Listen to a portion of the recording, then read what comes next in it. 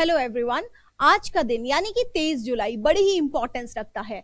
23 जुलाई जिस दिन हमने पहले बात करी थी चंद्रशेखर आजाद के बारे में, और आज हम एक और व्यक्ति का जन्म दिवस है उनके बारे में भी बात करने वाले हैं। तो मैं अनुजा भारद्वाज आज आपके लिए लाई हूं सेकेंड आर्टिकल, जो कि बाल गंगाधर तिलक के बारे में है। बाल गंगाधर तिलक, जिनको हम लाल बाल पाल के ग्रुप में बार बार जानते हैं। इनके नाम पे और भी बहुत सारी बातें हैं जो हम अलग अलग टॉपिक्स में पढ़ते रहते हैं, तो उन्हीं को एक साथ लेके हम आपके लिए ये इंफॉर्मेशन शेयर करने आए हैं। इनका जो जन्म हुआ था वो आज ही के दिन यानी कि 23 जुलाई 1856 में, 1856 यानी 1857 की क्रांति से एक साल पहले 1856 में इनका जन्म हुआ था, और इनकी मृत्यु हुई थी 1 अगस्त 1920 को। ये शहीद नहीं हुए थे, इनकी तबियत खराब रही थी, डायबिटिक हो गए थे और बाद में इनकी मृत्यु हो गई। तो ये तो हमारा यहाँ पे क्लियर हुआ कि जन्म और मृत्यु। अब हम इनके आगे की बात करते हैं। इनको भारतीय क्रांति का या भारतीय आपका राजनीति का इनको पिता माना जाता है, भारतीय क्रांति का पिता माना जाता है। और इसके साथ ही इनको बहुत सारे और भी क्रेडिट दिए जाते हैं। लाल बाल पाल का जो ग्रुप था, जिसको हम लोग क्या जानते हैं, आक्रामक गतिविधियों के लिए जानते हैं। ये हुआ क्या था आपको मालूम होना चाहिए। 1885 में कांग्रेस जब बनी थी तो कांग्रेस में शुरू में नरम दल की विचारधारा डोमिनेटिंग थी। अब नरम दल में जो आपके फिरोज शाह मेहता, मोतीलाल नेहरू, इस तरह के लोग शामिल थे। उसके बाद में कुछ समय बाद आपका गरम दल की विचारधारा यानी कि जो आक्रामक विचारधारा थी, जो कि नॉन वायलेंस में बहुत ज्यादा बिलीव नहीं करते थे, उनका ये था कि कैसे भी करके आपका साम दाम दंड भेद कुछ भी अपना के ब्रिटिशर्स से देश को खाली करवाना है। ये जो आक्रामक विचारधारा थी, इसी के आपके कौन थे, लाल बाल पाल, ये प्रणेता थे। लाल से ये आपका लाला लाजपत राय, बाल से बाल गंगाधर तिलक और पाल से बिपिन चंद्र पाल। उन्हीं में से हम आपके साथ आज बाल को डिस्कस करने वाले हैं, यानी बाल गंगाधर तिलक, क्योंकि उनका जन्म दिवस है आज। तो इनके बारे में अगर मैं बात करूं तो इनका जन्म हुआ था रत्नगिरी महाराष्ट्र में और इनकी मृत्यु हुई थी मुंबई महाराष्ट्र में। हाँ जी, महाराष्ट्र से थे और इसका प्रभाव अभी आपको आगे भी इनके जीवन में दिखेगा। अब देखिए, इनका जो था एक बड़ा ही फेमस नारा जो आप जानते हैं कि स्वराज मेरा जन्म सिद्ध अधिकार है और मैं इसे लेकर ही रहूंगा। ये इनका नारा था जिसको आप और हम सब जानते हैं। अब हुआ क्या, ये जो कांग्रेस में था नरम दल और गरम दल, आगे चल के इनका विभाजन हो गया। कब हुआ है, 1907 के सूरत अधिवेशन में ऑफिशियली नरम दल और गरम दल दो अलग विचारधारा डिवाइड हो गई, कांग्रेस के दो भाग हो गए। अब इसमें जो आपका गरम दल है, इसमें लाल बाल पाल और भी कुछ लोग थे, जैसे कि आपके बदरुद्दीन तैयब जी, ये सब भी इसमें शामिल थे, परंतु प्रमुख नेता ये तीन थे। अब इनके बारे में हम बात करें तो ये जो गरम दल थे, ये लोग आपका अपनी अलग विचारधारा रखते हुए डिवाइड हो गए, परंतु आगे चल के अब ये जो 1907 का सूरत अधिवेशन था, इसकी अध्यक्षता किसने करी थी, इसकी अध्यक्षता करी थी अरविंदो घोष ने। अब यहाँ पे जब आगे चल के कुछ सालों बाद हमारे यहाँ एनी बेसेंट आई, बहुत ही इंपॉर्टेंट रोल है। जब भी मैं तिलक की बात करूंगी, एनी बेसेंट का बात तो आपको करनी ही पड़ेगी। एनी बेसेंट जो कि होम रूल लीग की आपकी स्थापना करने वाली यहाँ पे भारत में महिला रही हैं। अब इनके बारे में अगर मैं बात करूं तो ये आपका आयरलैंड की थी, आयरिश लेडी थी, और ये आपका थियोसॉफिकल सोसाइटी जो थी उसकी सदस्य थी। ये थियोसॉफिकल सोसाइटी वही सोसाइटी है जिसकी स्थापना मैडम ब्लावत्स्की और कर्नल अलकाट ने करी थी। उसके बाद यहाँ पे भारत में आके उसी की तर्ज पे होम रूल लीग की स्थापना, जो एक एक्सपेरिमेंट ये विदेश में कर चुके थे, उसी एक्सपेरिमेंट को भारत में करने के लिए, आजादी के लिए एनी बेसेंट आई और उनके साथ बहुत लोगों ने किया, परंतु जो मेन नाम आता है वो आता है बाल गंगाधर तिलक का। ये होम रूल लीग की स्थापना भारत में हुई और इसके दो केंद्र बनाए गए।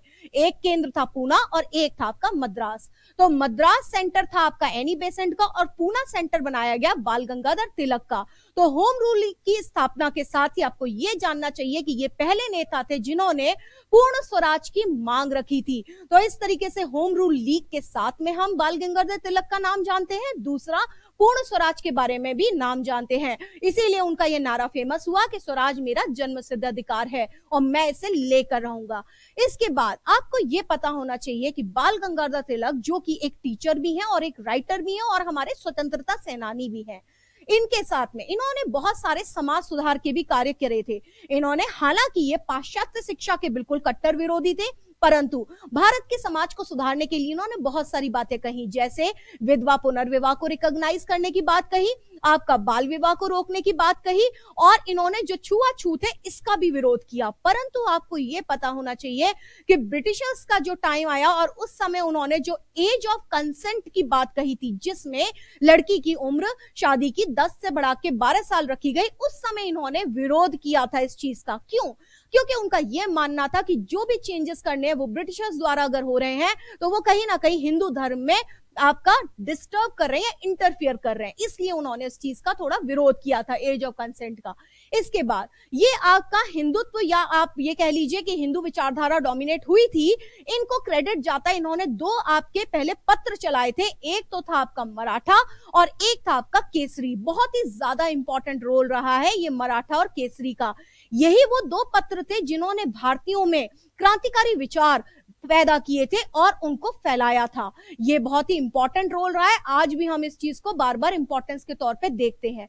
दूसरा इनका जो रोल था केसरी और मराठा के अलावा, वो थे सामाजिक उत्सव। इनमें इन्होंने गणेश उत्सव और शिवाजी उत्सव, 2 उत्सवों को बहुत ज्यादा मनाया था, और ये इसका कहीं ना कहीं क्रिटिसाइज भी होता है कि गणेश उत्सव और सामाजिक उत्सव जो मनाए थे उसमें कहीं ना कहीं मुस्लिम जो थे या क्रिश्चियंस थे, जो कि भारत में समाज में मिश्रित आपके लोग रह रहे हैं, उन लोगों को कहीं ना कहीं एलिनेशन हुआ, क्योंकि वो भारतीय राष्ट्रीय आंदोलन के साथ में अगर आप आपके धार्मिक आपके त्योहार मना रहे हैं तो वो कहीं ना कहीं कनेक्ट नहीं कर पा रहे थे, तो इस वजह से इसका क्रिटिसाइज भी रहता है। हाँ, बट लेकिन उस समय में लोगों को साथ लाने के लिए ये उत्सव मनाना भी काफी आवश्यक रहा था।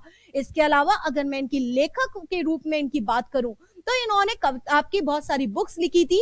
एक इनकी किताब है द ओरियन और दूसरी एक इनकी बुक है the Arctic home in the Vedas. ये आर्कटिक होम के नाम पे आपको इनकी वो थ्योरी याद होनी चाहिए कि जो आर्यंस हैं उनका कहां से आगमन बताया है, तो ये हमारे बाल गंगाधर तिलक की जो थ्योरी है उसमें इनका आगमन आर्यों का आर्कटिक रीजन यानी कि ध्रुवीय क्षेत्र पोलर रीजन से बनाया है। इसके अलावा जो हमारा मैक्स मूलर है उन्होंने कहा था कि बैक्टीरिया वाला रीजन यानी मिडिल एशिया से आए थे आर्यंस। आर्यंस के बारे में अलग अलग विचार है, तिलक का विचार जो है वो आपको याद रखना चाहिए। इसके अलावा जब ये जेल में रहे थे, जेल में क्यों रहे थे इसकी भी बात सुनिए। जब आपका प्रफुल्ल चाकी और खुदीराम बोस ये जो 2 क्रांतिकारी थे, इन लोगों ने आपका बम फेंका था, तो जो आपका ये आपका जो था किंग्सफोर्ड की बग्गी पे बम फेंका था। हालांकि इसमें किंग्सफोर्ड नहीं मरा था, उसे आने में थोड़ी देर हो गई थी और उस समय में एक दूसरी बग्गी आई जिसमें 2 यूरोपियन लेडीज थी, वो मर गई थी।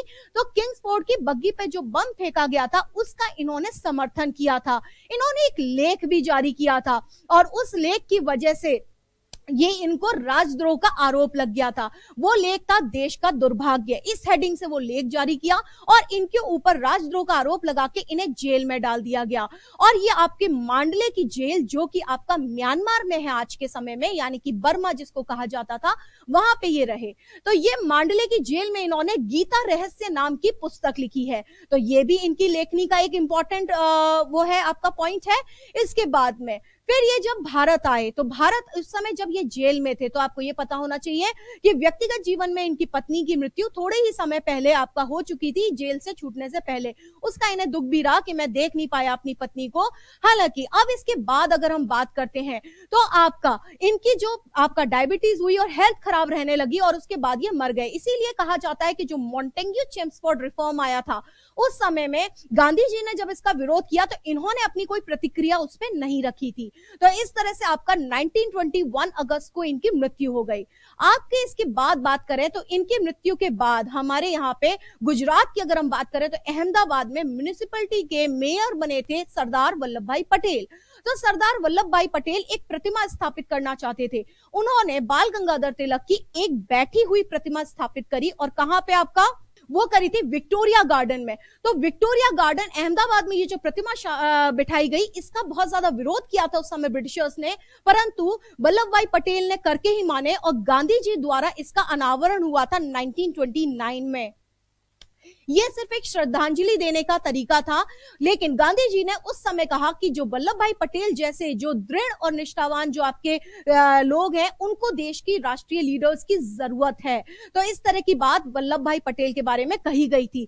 ये जो आपका है कि आपका जो प्रतिमा बिठाई गई है बैठी हुई, इस पे भी उनकी वही कोट लिखी हुई है कि स्वराज मेरा जन्मसिद्ध अधिकार है। इसी को गुजराती में वहां लिखा हुआ है। इसके अलावा गांधी जी ने इनको आधुनिक भारत का निर्माता दिया गया था टैग, ये कि इनको कहा गया है गांधी जी द्वारा आधुनिक भारत का निर्माता। नेहरू जो थे उन्होंने इनको भारतीय क्रांति का जनक माना है। तो ये था हमारा बाल गंगाधर तिलक के बारे में। तो कई बार तो हम पढ़ते रहते हैं लाल बाल पाल, आज हमने आपके साथ सिर्फ और सिर्फ बाल यानी बाल गंगाधर तिलक को डिस्कस किया है। आई होप ये नॉलेज आपके काम आएगी आगे भी।